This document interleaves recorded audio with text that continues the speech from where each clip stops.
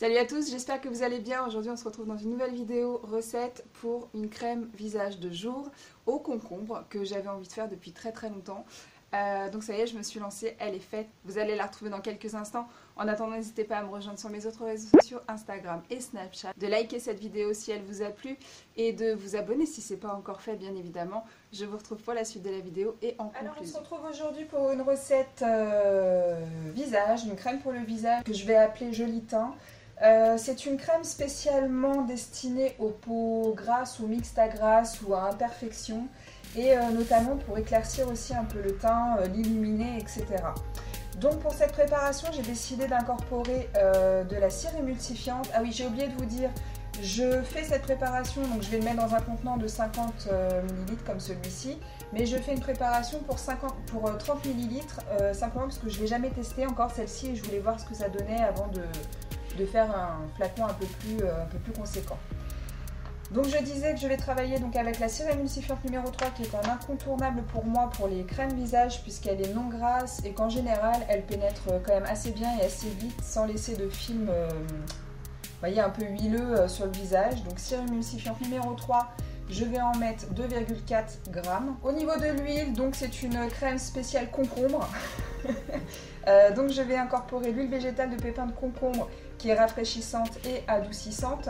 Et là je vais en mettre 9 g. Ensuite on continue dans le concombre et là je vais mettre de l'extrait de plante de concombre qui est purifiant et qui donne également bonne mine. Et l'extrait de concombre je vais en mettre 24 gouttes, soit 0,75 g.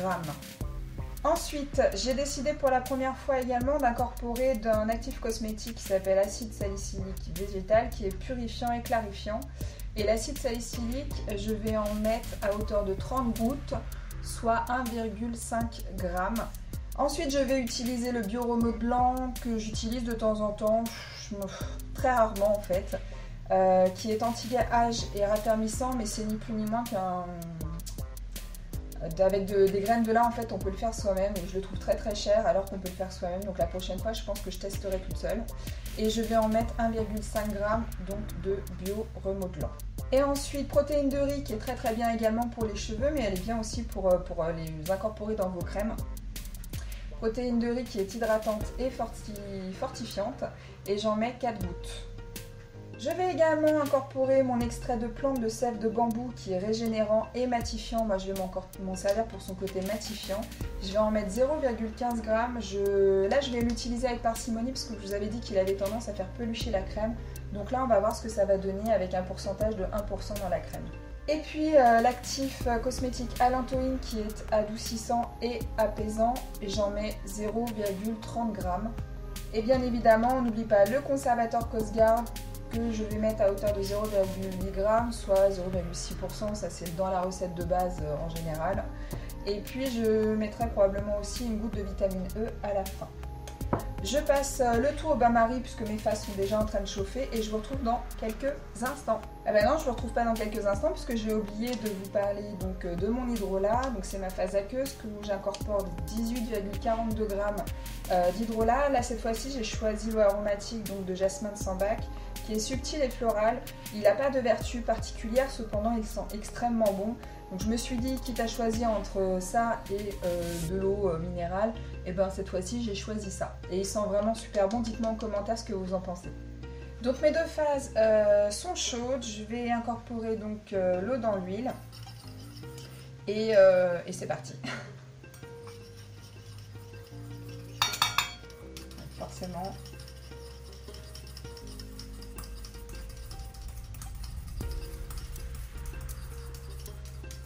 Hop, ça va être assez rapide, on va tout mettre.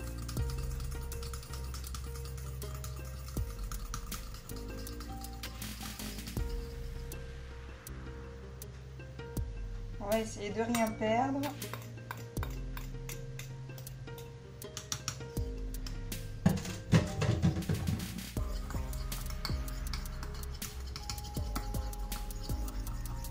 Alors pendant que je fouette, là j'ai oublié de vous dire que l'acide salicylique, elle est donc spéciale peau grasse ou à imperfection. Elle est également très bonne pour les points noirs, les taches pigmentaires, les peaux ternes, etc.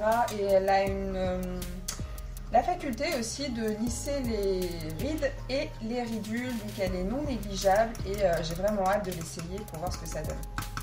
Et concernant l'extrait de concombre, il est hydratant et il illumine le visage. Et je vous avais montré sur Instagram que j'en avais fait un masque à paillettes que j'aime beaucoup et que j'utilise encore. Là, je ne l'ai pas terminé. Je pense que ça fera un très très bon combo avec cette crème-là. Donc mon émulsion est montée. Ça donne une crème relativement compacte pour l'instant. C'est exactement ce que je voulais puisqu'il y a pas mal d'actifs qui sont liquides.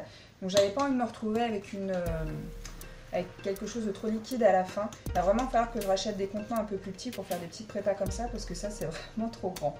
Donc là de suite je vais incorporer l'allantoïne. Et je vous avais dit allantoïne, j'en mets 0,30 g.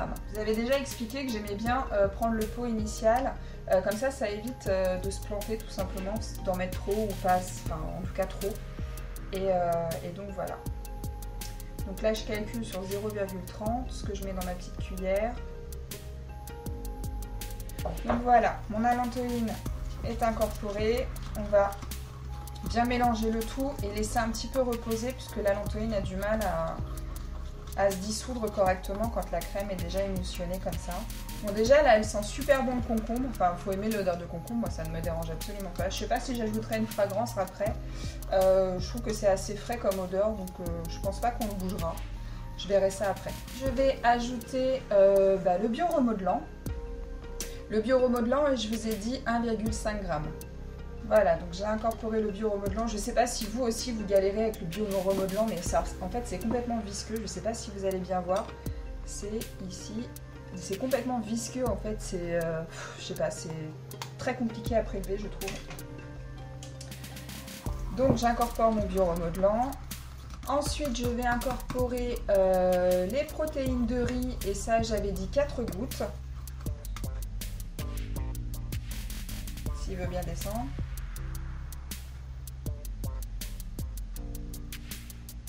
Voilà.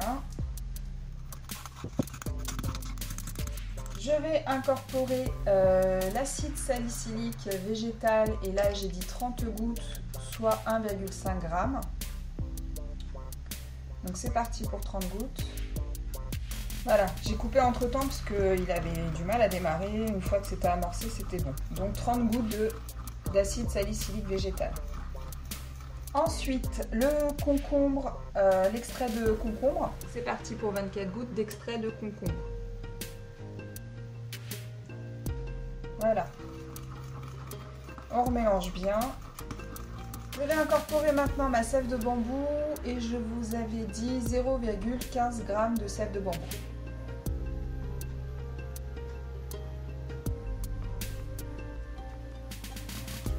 Voilà, pareil, on remélange.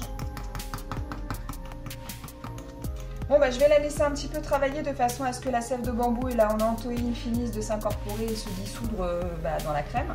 Et je reviens dans quelques instants, un quart de seconde pour vous.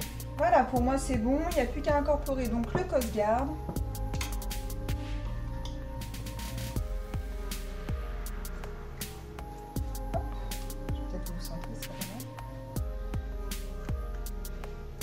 Et je vous ai dit 0,18 g. Voilà, ça correspond, bon là j'ai peut-être mis une goutte de plus, à 5-6 gouttes, pour celles que ça intéresse en nombre de gouttes. Donc j'ai repris mon téléphone dans les mains parce que j'ai l'impression que ça a un peu bugué. Donc voilà ce que ça me donne, ça me fait une jolie prépa. Je viens de l'essayer sur ma main, au niveau du pH on est nickel. Je viens de l'essayer sur ma main, elle ne peluche pas. Et elle hydrate visiblement très très bien. Je vous retrouve tout de suite pour la conclusion. Voilà, cette vidéo est terminée. J'espère qu'elle vous aura plu comme d'habitude.